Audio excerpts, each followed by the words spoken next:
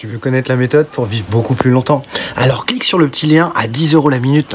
Je déconne, à tout de suite.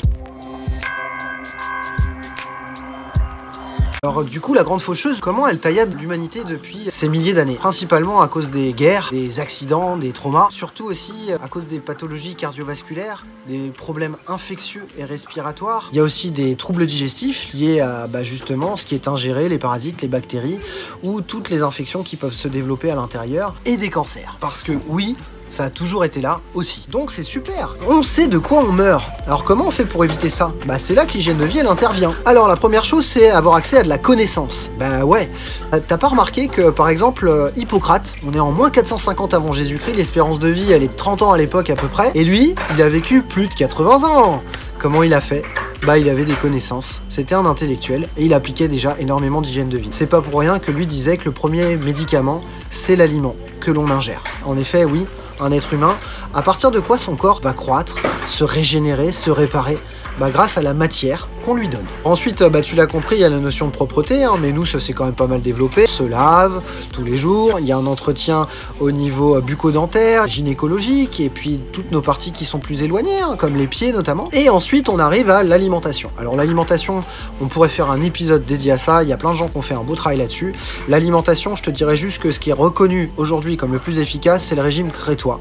Donc, c'est des plats à base d'huile d'olive qui sont vivants, végétales et variés, avec du poisson aussi, parce que le poisson c'est bon pour ton système nerveux. Les gens qui ne consomment absolument pas de viande, alors attention aux carences martiales, puisque le fer est nécessaire pour le transport de l'oxygène dans le corps. Il y a une grande croyance qui est pas si vieille que ça d'ailleurs, que l'être humain il a besoin de manger beaucoup de viande. C'est n'importe quoi. Nous ne sommes pas carnivores, on n'est pas non plus herbivores. L'être humain, il est omnivore, à tendance majoritaire herbivore. Ensuite, il y a l'hydratation. Alors l'hydratation, c'est hyper important parce que l'hydratation permet à ton corps d'excréter aussi tous les liquides toxiques via la sueur, via les urines, via l'expiration, même dans l'air, les petites molécules d'eau qu'on expire, qui d'ailleurs en ce moment contaminent. Oui, moi j'ai jamais soif. Alors pourquoi t'as jamais soif? Je vais t'expliquer pourquoi, c'est simple. C'est comme dans la vie de couple, quand t'as appris l'habitude de pas écouter l'autre, il y a un moment tu l'entends plus. Et le capteur de la soif, c'est pareil. Le capteur de la soif, en fait, si tu te remets à être attentif à la notion de bouche sèche,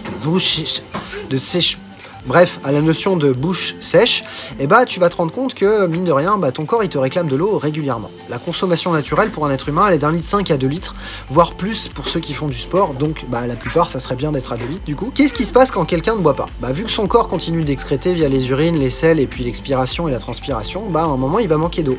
Du coup, le corps, il est pas bête, il va prendre de l'eau où il y en a. Dans les tissus, dans les muscles et surtout dans les disques. Et oui, les disques. Tu sais, les disques intervertébraux, c'est ces petits amortisseurs que tu as dans le dos qui permettent à ton dos de pas s'user et d'accepter la verticalité et tous les chocs.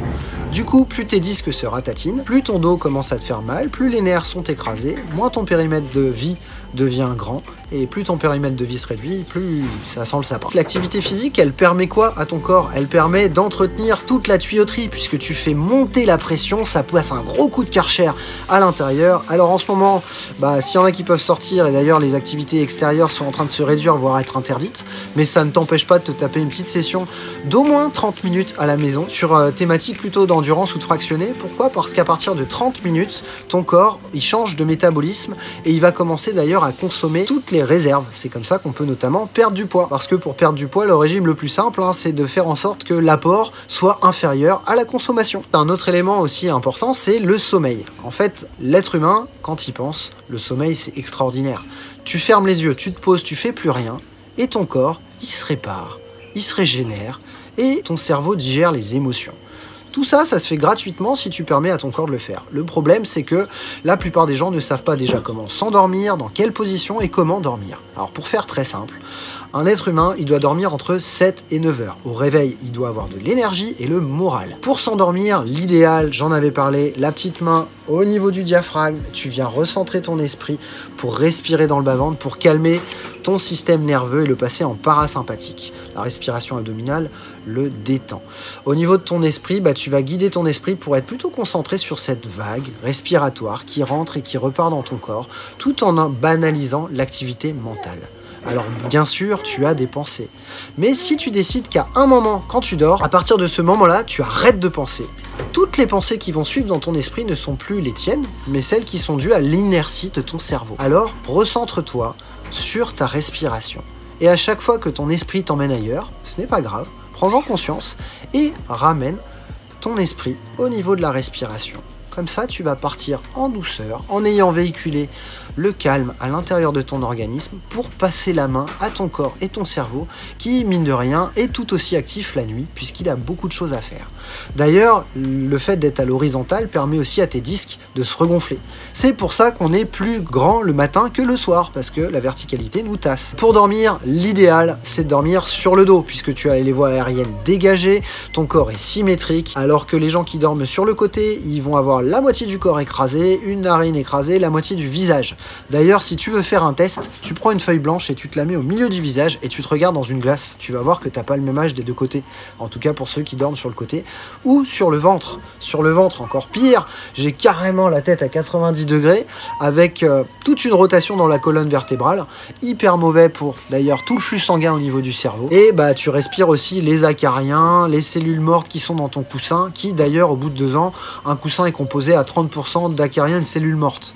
Donc pense-y aussi. L'activité sociale, il y a eu une méta-analyse qui a été faite à Harvard. C'est une étude qui a réussi à rester poussée pendant plus de 80 ans et qui a permis de mettre en évidence que un des facteurs pour le bonheur et donc aussi pour l'hygiène de vie, c'était justement l'activité sociale. L'autre, la proximité, l'échange avec l'autre te permet de m'exposer à d'autres points de vue, à d'autres découvertes, me permet de rigoler, me permet de m'améliorer, de changer, de m'adapter.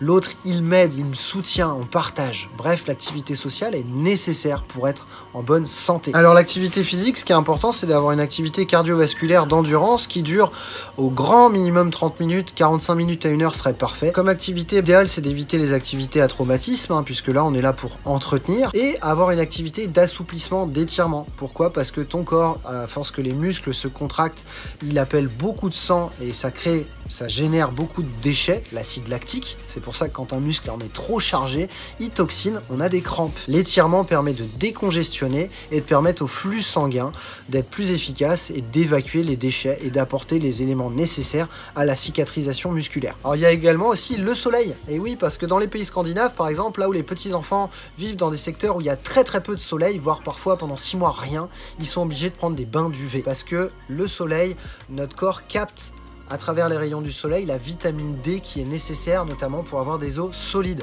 Également aujourd'hui, il y a des notions contemporaines qu'on pourrait rajouter aussi, c'est l'exposition aux produits chimiques, aux produits toxiques, que ça soit les produits que tu utilises dans ton métier auquel tu peux être exposé, aux radiations, aux ondes aujourd'hui des téléphones, à tout ça. Donc déconne pas, tu coupes ton téléphone, tu le mets en mode avion et tu l'éloignes le plus possible de toi quand tu dors. La box Wi-Fi, pareil, tu dors pas à côté. Ondulatoires viennent perturber aussi l'homéostasie de ton corps. L'homéostasie, c'est l'état naturel dans lequel il fonctionne bien. Il y a un autre pavé énorme, mais ça je développerai plus tard, c'est la santé émotionnelle. Comment tu es à l'intérieur de toi? Déjà, pose-toi cette question aujourd'hui. Sur une échelle de 1 à 10, à 1, t'es le Dalai Lama, à 10, t'es un trader qui travaille à Wall Street. En termes de nervosité, à combien tu te situes de manière générale? Plus tu es nerveux, plus tu véhicules à ton corps sur le plan animal qu'il y a un danger imminent qui nécessite ta survie. Ce n'est pas dans cet état-là, en orthosympathique, que ton corps fonctionne bien. Il s'use beaucoup trop vite. Et au niveau de l'alimentation, il s'avérait aussi, d'ailleurs parenthèse, que faire des jeûnes réguliers permet à ton corps aussi de se mettre en système de check-up. Il va se remettre à jour, il va se nettoyer de l'intérieur puisqu'il n'y a plus d'apport, les fonctions digestives sont mises en pause. C'est un peu comme si dans la cale du Titanic, le capitaine arrêtait d'envoyer des ordres en leur disant il y avait temps clair là-haut pendant au moins 2-3 heures. Qu'est-ce qu'ils vont faire les employés à l'intérieur de la machine? Eux, ils vont se reposer, ils vont entretenir les boulons, ils vont remettre de l'huile. C'est pareil dans ton corps. Quand tu fais une pause avec l'alimentation, tu permets à ton corps de travailler les autres fonctions d'entretien, de réparation et d'immunité. Donc ne surtout pas passer sa journée à manger. Dernière notion que j'aimerais donner, c'est la notion d'âge biologique. En effet, ton âge de naissance n'est pas forcément lié à ton âge biologique. Tu as des gens à 30 ans qui ont des conditions de vie terribles, ils en ont déjà 60. T'as pas remarqué que sur des images, on voyait des gens, à des époques, on était censé vivre 30 ans, qui étaient hyper vieux. Ça m'a intrigué longtemps quand j'étais gamin, ça. Pourquoi on nous disait que l'espérance de vie était très courte et qu'au final, il y avait des gens aussi vieux? Tu vois cette image? Le mec, il a 30 ans. Et ouais, son âge biologique, il s'est accéléré terriblement parce que son environnement, sa façon de vivre l'a usé. Donc ton âge biologique, on sait le calculer aujourd'hui, c'est la longueur des télomères. Les télomères, ce sont les brins d'ADN, et plus ils se raccourcissent à l'intérieur de tes chromosomes, plus ils s'usent. Plus ils s'usent, plus il y a de ratés dans ta division cellulaire, et plus il y a de ratés, plus il y a de maladies, de cancers, de choses qui s'installent. Bref, des changements simples d'hygiène de vie, déjà rien qu'en prendre conscience, ça te permet de gagner un sacré paquet d'années de vie. Alors bien sûr, j'applique pas l'intégralité à la lettre de tout ce que je te donne, mais c'est important que au moins tu saches te positionner par rapport à ça et voir déjà les changements qui sont faciles à mettre en place pour toi, à donner à tes enfants, et avec ceux avec lesquels c'est plus dur, pourquoi pas y travailler sur le long terme. Tu l'as vu, je fais plutôt des vidéos tous les 2 jours parce que aussi moi j'ai l'enfant à la maison, il y a pas mal de choses à gérer et ça demande un temps monstre le montage, donc j'essaye de produire ça tous les 2 jours. Donc voilà, ça fait déjà pas mal de choses. Maintenant tu as accès à ces connaissances, tu vas pouvoir les mettre en place au niveau de ton hygiène de vie et gagner des années. Ça va te permettre de négocier avec la mort. Donc moi je te dis à très vite, et surtout n'oublie pas, sois à l'aise avec l'inconnu car c'est là que la science démarre. Ciao.